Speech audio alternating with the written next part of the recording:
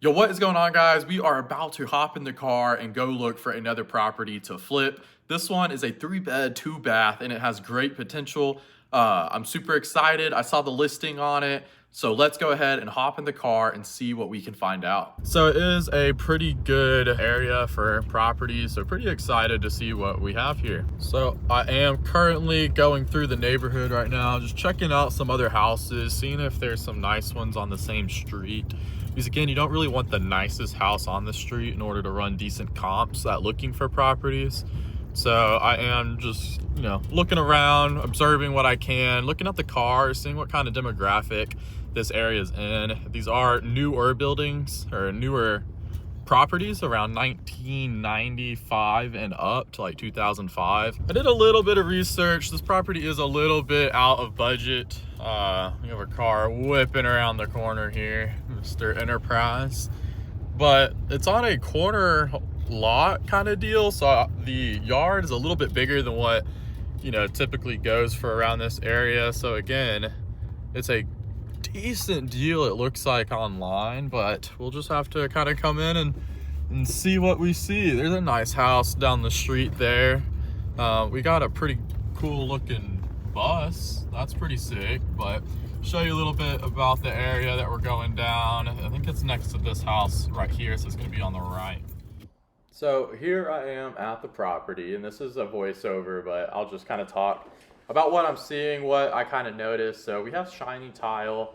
As soon as you walk in, it looks pretty good, but there is actually a crack in the tile, so that definitely have to be removed. Mismatched tile here in the kitchen from the front, but that's all right. Pretty big kitchen area. I'll show you more in a little bit of that. There here is more of like the laundry room. He has it in like a gaming setup. The washer and dryer is actually in the garage.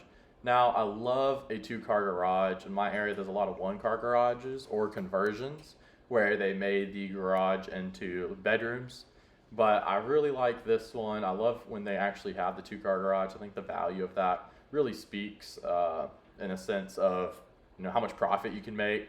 There you can see the washer and dryer. There's a little bit of sheetrock damage in the garage, but nothing super severe. Probably just repaint the attic door there. Again, to the left right there was where the washer and dryer would go, but it looks like it was like a kid cave or a man cave kind of like hallway. Here you see the kitchen. Again, there's a ton of cabinet and counter space. I love it with the island too. Definitely some new paint on the cabinets. I think it'll look really sharp. Maybe some granite countertops. Now this was probably their patio. They enclosed it. I showed you the drainage right there, but it's definitely interesting looking into it. Maybe possibly make this into another bedroom with a outside little walkway, because there is another door to the outside here in the backyard. But trying to take you around again, it's a 90, I want to say it's like a 98 build, 1998. Big grass yard for some kids to play in, a little work shed. Got to finish that fence all the way through on the back, probably repaint it. But I love the backyard. It's huge. It'll be great for a family. Little bit of wear and tear here on the siding. For the most part, the whole house is brick. They added the siding there just because of the enclosed room that they have. Not sure why they didn't go ahead and take those windows out. Maybe they just like to sit there. I'm not quite sure. The homeowner and agent wasn't around. This was just me walking the house. Love to turn the lights off. Here's some damage up top. Thought it was from a leak initially, but I saw no water damage to prove that. A little bit of sheetrock damage around that clock. And here's the master bedroom. It's the door I just pointed at. Also leads to that outside. Pretty cool. I love the taller ceilings when it comes to master bedrooms. It just makes it feel a little bit bigger.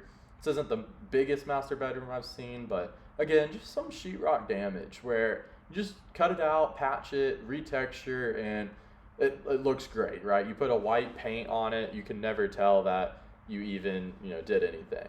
Now, this bathroom here definitely needs to be fixed. I guess they wanted to remodel it, but never got around to it. So that's a little interesting. There's me kind of filming, walking through the house. Bathroom. What I'll probably do is take that out and just have a sloped drain there. Have it all glass if I buy this property. Big master closet. Could definitely add more shelves coming out where you have about 2 feet to walk in and you don't hit your head, and then add more. definitely room to grow there. Awesome master bedroom for a starter house. Now, out of the master, you go down the hallway. It is separate from the other 2 bedrooms. To the left here is the second bathroom. Little, you know, it's not completely gutted like the other shower was, but simple. You just go in, redo the bathroom, put some nice tile in it, and make it look really, really nice. Now, this bedroom is very small. I was shocked when I saw this. Maybe a kid's bedroom if you have a very small kid, maybe 1 to like 7 years old. But the third bedroom here is much bigger. It's much, you know, more pleased looking at this.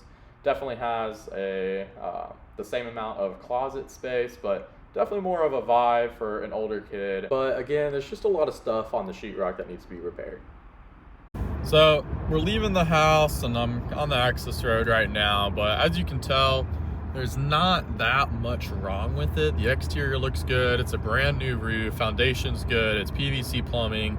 The HVAC is pretty old, so that's really the only main expense that I'm looking at, other than paying a contractor to redo the 2 bathrooms really nice. Might even be able to add an extra bedroom if you make a closet inside that little patio that they enclosed. So that's something to think about. But the spread on this property, it's listed for $265, and repair values are looking at like, I don't know, $330-ish. So basically we're looking at maybe $35,000 to $40,000 and flipping it, just because it's all interior cosmetic. So that'll put us around $300,000. Again, I could sell it for $330,000, but when you factor in closing costs, when you sell it to another individual with 2 real estate agents, you're not looking at any profit really. Even if you have a fixed real estate agent and you're paying a little bit of closing costs for the other side, just because it's a buyer's market right now where I live, it really digs into how much you're making on a property. So let's say it's $30,000 in closing, I spend $35,000 on the flip. Well, then I break even, and I just spent, you know, 3, 4, 5 months doing all this work. And yeah, I got a really nice house out of it. Maybe I made a few videos, but overall, I just didn't make too much money. You know, I didn't make any money at all. But it is always fun to go ahead and get out and just see houses, have your brain going, right? Like, not every deal you find is going to be a great deal, but there's always something you can learn on, right? There's always connections you can make and get, you know, on people's buyers list. And just always have an open mind when you're going into something, and maybe it'll work out. I'll submit an offer about $30,000 less and see if I can't grab it for that. That way I can make an easy $30,000, just because, again, I know it's just cosmetic, maybe a new AC. At the end of the day, if I can make $25,000, $30,000 and I can flip this property myself in about 8 weeks max, then that's a killer deal. Get it back on the market and get it sold as soon as possible. I am back at my apartment, and you know, it was another day of just looking for deals. Not all of them go your way, but again, like I said earlier, there's always learning to do. I'm super grateful I'm able to bring my camera around and show you guys kind of what I go through on a daily basis, how I find these deals, what I look for in a deal, how I'm thinking of my business. And you know, if I can't make money, it's not a good idea, right? You got to think about all the costs that's attributing to your profit at the end of the day.